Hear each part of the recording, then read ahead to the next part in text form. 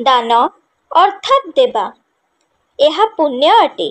ନେବା ଅର୍ଥାତ୍ ଅଧିକାରର ଅପହରଣ, ଏହା ପାପ ହୋଇଥାଏ। ପାପର ପରିଣତି ଲୌକିକ ଓ ପାରଲୌକିକ କ୍ଷେତ୍ରରେ ଅବଗତି ଦୁର୍ଗତି ସ୍ତରର ହୋଇଥାଏ। ନର୍କ ହେଉଛି ଏହାର ଆଳଙ୍କିକ ପ୍ରତିପାଦନ। ଉଭୟ ମଧ୍ୟରୁ ନିଜର ଗତିବିଧିଗୁଡ଼ିକ କେଉଁ ପକ୍ଷରେ ନିୟୋଜନ କରିବାକୁ ହେବ, ଏହା ମନୁଷ୍ୟର ନିଜର ଇଚ୍ଛାଗୁଡ଼ିକ ଉପରେ ନିର୍ଭର କରେ। ପରମ ପୂଜ୍ୟ ଗୁରୁଦେବ।